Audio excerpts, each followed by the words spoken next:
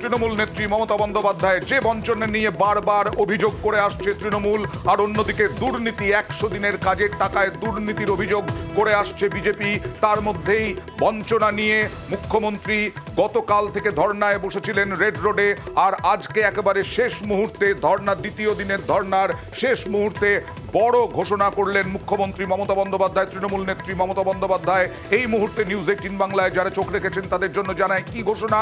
সেটা হলো 21 লক্ষ শ্রমিক যারা 100 দিনের কাজে যুক্ত ছিলেন, 100 দিনের কাজের টাকা পাচ্ছিলেন না, কয়েক মাস ধরে ধর্না, বঞ্চনা, এই সমস্ত অভিযোগ, প্রধানমন্ত্রীর সঙ্গে দেখা করা, সব করার পরে মুখ্যমন্ত্রী ঘোষণা করলেন 21শে ফেব্রুয়ারিতে 21 লক্ষ শ্রমিকের টাকা ব্যাংক অ্যাকাউন্টে ঢুকে যাবে। কোন টাকা? বকেয়া টাকা, যেটা পাওয়ার কথা 100 দিনের কাজের শ্রমিকদের। লোকসভা ভোটের আগে কতটা তাৎপর্যপূর্ণ, কতটা তৃণমূলের একটা বড় তীর এই বোড়েটা লুকিয়ে রেখেছিলেন, কিভাবে আস্তিনে গুটিয়ে রেখেছিলেন মমতা বন্দ্যোপাধ্যায়, সব নিয়ে আসবো। তবে তার আগে মমতা বন্দ্যোপাধ্যায় কি বললেন দেখুন। কেন্দ্রীয় সরকার ভাবছে বাংলাকে ভাতে মারবো। আমি আমার প্রথম পদক্ষেপ আজ বলে যাই, 21 লক্ষ মজদুরকে যাদের টাকা কেন্দ্রীয় সরকার দেয়নি, আগামী 21শে ফেব্রুয়ারি তাদের টাকা তাদের ব্যাংক অ্যাকাউন্টে চলে যাবে, রাজ্য সরকার দেবে।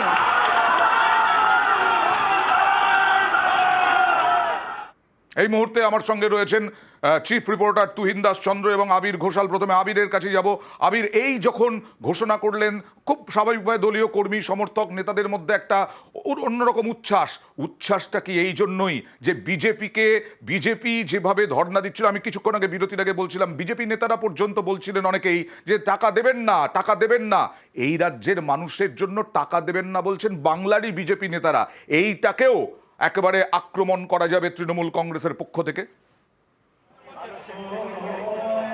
দেখো, গত কয়েকদিন ধরে তৃণমূল কংগ্রেসের অন্দরে যে আলোচনা চলছিল সেখানে উল্লেখিত ছিল যে রাম মন্দির ইস্যুতে বিজেপি যেভাবে লাগাতার প্রচার করা শুরু করেছে, বিশেষ করে হিন্দি বলয়ের যে রাজ্যগুলি রয়েছে তার একটা প্রভাব বাংলাতেও পড়তে শুরু করেছে। বিভিন্ন কেন্দ্রীয় স্তরের নেতারা তারাও পশ্চিমবঙ্গে আসছেন, লোকসভা নির্বাচনের আগে থেকে বিভিন্ন কেন্দ্রগুলোতে ঘুরে প্রচারও তারা শুরু করেছেন।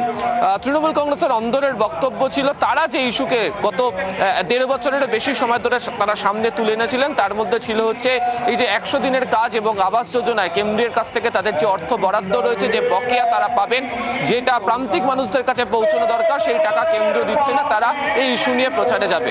তুমি যদি একটু পিছিয়ে গিয়ে দেখো, এই ধর্ণা মঞ্চের আগে থেকে গত 3 সপ্তাহ জুড়ে তৃণমূল কংগ্রেসের তরফ থেকে যে সমস্ত রাজনৈতিক কর্মসূচি গ্রহণ করা হয়েছিল, সেটা মহিলাদের তরফ থেকে কর্মসূচি হোক, মমতা বন্দ্যোপাধ্যায় জেলা সফরই হোক, বা অভিষেক বন্দ্যোপাধ্যায়ের সভা বা বিভিন্ন জায়গাগুলোতে তৃণমূল কংগ্রেস যে মিছিল করেছে, তার প্রত্যেকটা জায়গায় যে বিষয়ের উপর জোর দেওয়া হচ্ছিল তার অন্যতমই ছিল হচ্ছে যে কেন্দ্রীয় বঞ্চনা।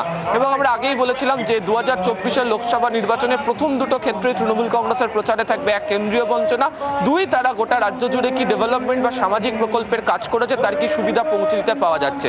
আর এই দুটো জিনিসই একে অপরের সাথে পরিপূরক রয়েছে, এবং সে কারণে আজকে মমতা বন্দ্যোপাধ্যায় তার বক্তব্যের মধ্যে দিয়ে বারবার ধরে বলছিলেন যে তাকে সংসার চালাতে হয়, তাকে সামাজিক প্রকল্প চালাতে হয়, এবং কেন্দ্রীয় সরকার তাদের কাছে অর্থ দিচ্ছে না, সেই অর্থ তাই তারা দিয়ে দেওয়ার ব্যবস্থা করবেন, এর ইঙ্গিত আগেই দেওয়া ছিল।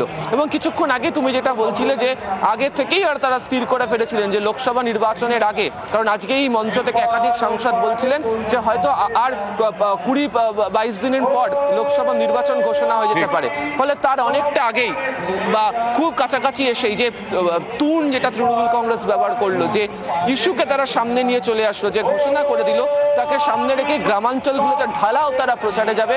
এবং আগামী সপ্তাহ থেকে ফের জানা যাচ্ছে যে মমতা বন্দ্যোপাধ্যায় তিনি তার জেলাওয়ারি সফর শুরু করতে চলেছেন একদম ধারাবাহিকভাবে, সেখানেও তারা বিভিন্ন জায়গা থেকে ইস্যু নিয়ে তারা প্রচারে যেতে চলেছেন। ফলে অবশ্যই লোকসভা নির্বাচনের আগে তৃণমূল কংগ্রেস তাদের দলের কর্মীদের কাছে প্রচারের অস্ত্র হিসাবে এটাকেই তুলে দিল যে কেন্দ্র নয়, রাজ্যই অর্থ দিচ্ছে।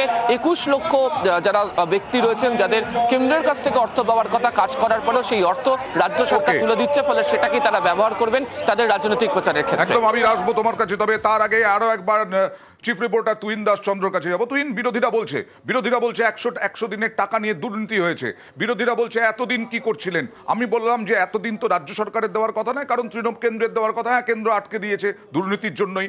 আজকে এই যে 21 লক্ষ কোটি টাকা, 21 লক্ষ শ্রমিককে টাকা, তুহিন, বহুদিন ধরে তুমি রিপোর্টিং করছো, আমিও সাংবাদিকতা করছি বহুদিন, এই রকম ভাবে কেন্দ্রীয় বঞ্চনা বঞ্চনা বঞ্চনা আমরা বাম আমলেও শুনেছি, কিন্তু বঞ্চনার টাকা, কেন্দ্রের টাকা রাজ্য সরকার এইভাবে দিয়েছে, দৃষ্টান্ত আছে? না, এরকম দৃষ্টান্ত আমার অন্তত মনে পড়ছে না। এবং আজকে তৃণমূল নেত্রী বা মুখ্যমন্ত্রী যেটা ঘোষণা করলেন, এটা একটা মাস্টার স্ট্রোক, এটাই মনে করছে রাজনৈতিক মহল। লোকসভা নির্বাচনের একটা মাস্টার স্ট্রোক গরিব মানুষের মন পেতে। তার কারণ এই টাকা হচ্ছে একদম গরিব মানুষের টাকা, শ্রমিকদের টাকা, যে টাকা কেন্দ্র আটকে রেখেছে বলে বারবার অভিযোগ করেন মুখ্যমন্ত্রী মমতা বন্দ্যোপাধ্যায়, বারবার অভিযোগ করে তৃণমূল কংগ্রেস। এই ইস্যুতে একাধিকবার কলকাতা, দিল্লিতে ধর্ণা দিয়েছে তৃণমূল কংগ্রেস।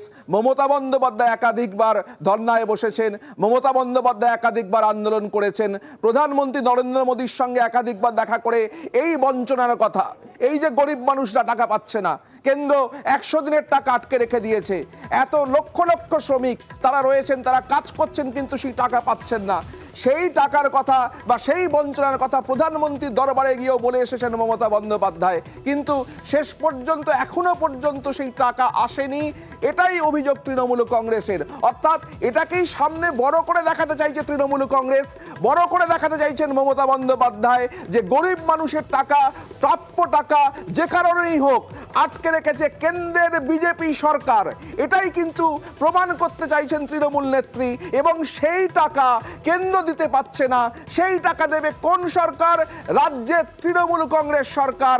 এবং লোকসভা ভোটের আগে মমতা বন্দ্যোপাধ্যায়ের এই ঘোষণা মাস্টার স্ট্রোক, গরিব মানুষের মন পেতে, এটাই মনে করছে রাজনৈতিক মহল। রাজনৈতিক মহল মনে করছে মাস্টার স্ট্রোক।